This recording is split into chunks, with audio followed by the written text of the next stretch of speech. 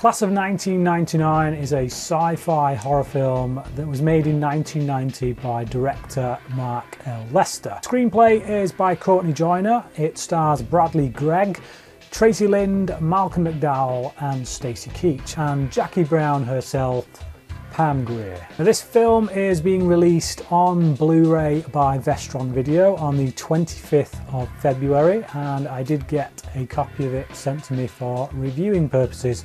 So yeah, here I am. I was curious about this one. Given the genre, you know, I'm very particular towards sci-fi.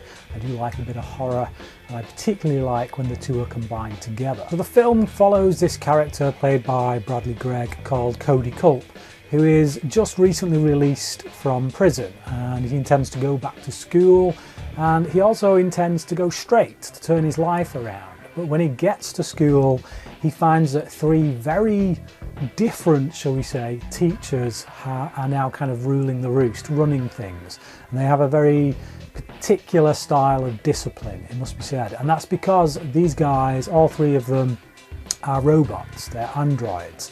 Unfortunately, their program goes a little bit haywire. They take discipline to a whole new level, and they start killing students. And it's up to this guy, this Cody, to unite the gangs, the local gangs that are all fighting against each other in order to take down these three teachers. Now, I saw quite a bit of this film. I may have even seen all of it, to be honest, way back when, in around about 1993, 1994.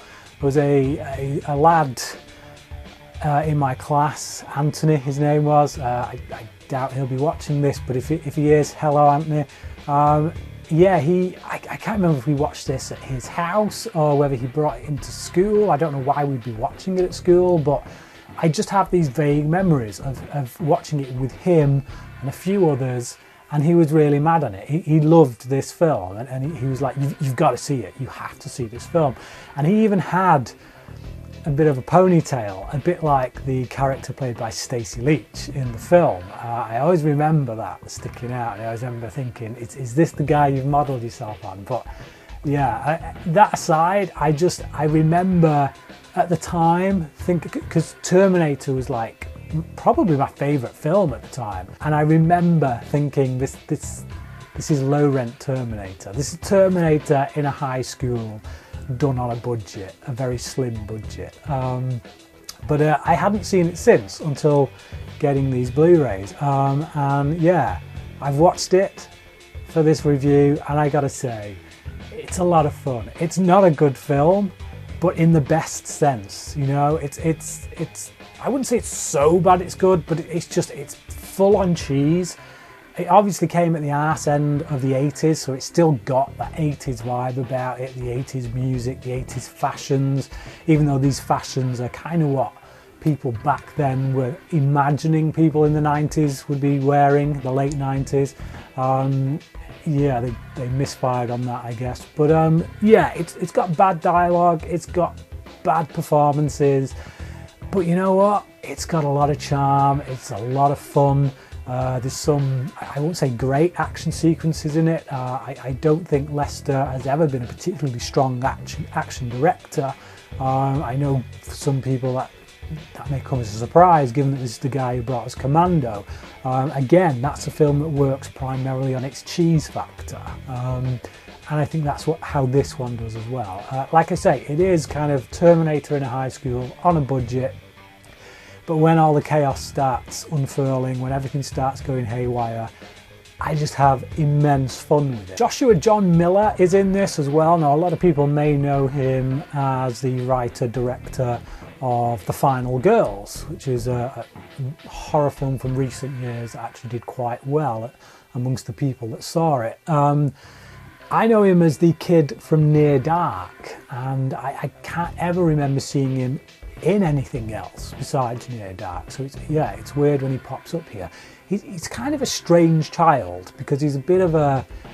He always came across as a bit effeminate. He always looked like a girl, really, and I think that quality about him kind of worked in Near Dark because there was something a bit strange about him because he's a vampire. He's also this eternal child, and it just really worked. His casting suited that character.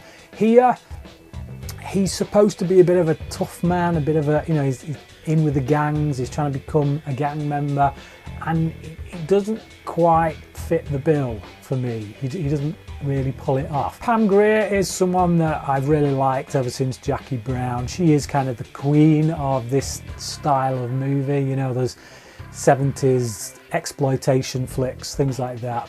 Foxy Brown, the very thing that Tarantino was kind of aping in a sense when he cast her as Jackie Brown. So yeah, I like her here. She's a cool presence. Although towards the end of the film, when she starts tearing off body parts and she opens up her chest to reveal the cybernetics underneath, she does look a little bit strange when we get to that point. She's very top heavy by that point because of all the prosthetics they've got on top of her already, and she's a fairly big chested lady anyway, isn't she? So yeah, all I'm saying is it looks a bit weird. The makeup, the effects, like I say, it's on a budget. It doesn't look like the best effects work at times, but that it adds to the cheese factor. It's part of the charm of the film. Right at the end of the film, in the final battle, when all the students are kind of going up against these three guys in the school, it really does try to go full on Terminator, and in fact I think it pretty much robs some shots from Terminator. The way they filmed the Terminator going into the factory at the end of the first Terminator film, they kind of do shot for shot here, or try to. Yeah, it's like a student version of it, but it works, like I say, because the rest of the film around it is so cheesy, it's quite badly made. You either go with it or you don't. There's some really hilarious moments in it, like when they go into these guys' house. Well, it's a house. They all share this house, these androids. And yeah, Cody breaks in with his girlfriend and they start looking through. There's nothing in the house, nothing there. It's like nobody even lives there. And then when they open the cupboards where there should be food and things like that, there's like 200 cans of WD-40. And it's just, really, the most robots so high tech that they pass for humans, and they need to oil themselves up every night with WD-40. Malcolm McDowell and Stacey Keach are probably the biggest draws in this from an acting standpoint, with regards to name recognition, and they also add a bit of class, it must be said. I think Malcolm McDowell does. Anytime he's in something, he does tend to be in a lot of schlock, it must be said, but there is still something about him that kind of makes a project feel like it should be better than it is. Stacey Keach as well, and Stacey Keach I did notice in this. You kind of notice when you put an actor in something and they're of a much higher caliber than the rest of the people around them, you kind of notice it does jump out at you. There are moments with his performance, even though this isn't really asking much of him, you still recognise that he's the talent. You know, he's the one that they've hired who's probably had to be paid the biggest paycheck. You know, he does quite a lot with so little in a few moments. He's very good at being still and doing stuff with his eyes, even though his eyes in this are covered by white contact lenses. So yeah, particular dinner table scene between him and Malcolm McDowell, I did notice in his performance just how much he does by doing so little, which sounds easy, a lot easier than it is, but it really isn't. So yeah, those two, like I say, add a bit of class with regards to acting talent. It's a shame that you don't really get that from many other people in here, with, like I say, with the exception of maybe Pam Grier. One of the interesting things about the film from a narrative standpoint is that there's so much of a divide between the students. Like I say, there's this gang culture, rival gangs, and they're always against each other in the school. And the teachers are essentially sent in there to squash that, to stop it, to get everything back on an even keel. And they kind of do that in a way, because it's through their kind of attacking of the students, their killing of them and assaulting them, that kind of forces them to band together, and by the end of the film they become friends. It's a shame that pretty much most of them, all but 2, are wiped out. It would be nice actually if the film ended with quite a few of the gang members on either side being left alive, so that we get this sense of them coming together at the end. But I did find that to be quite an interesting dichotomy, just this idea that, you know, they try and destroy these people as a way of kind of culling the gang rivalry, but instead actually them attacking them is what brings them together. So they kind of achieve their goal, just not in the way they expected. The special features on the Blu-ray are pretty decent as well. As with these Vestron releases, always they tend to do pretty decent packages. So we've got a director commentary, we've got a interview with a writer, which I found quite entertaining. The guy is pretty lively, it must be said, very good on camera when it comes to interviews, which is what you want. And there's a pretty decent special effects interview with the special effects people and a look behind that. Yeah, so it's a pretty good package. If you like this film, it's definitely worth getting.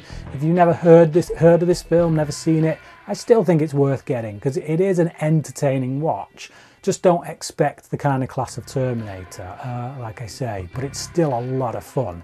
I give it a 3 out of 5. If you have seen Class of 1999, please do comment below and let me know what you thought about it. And until next time, crack it.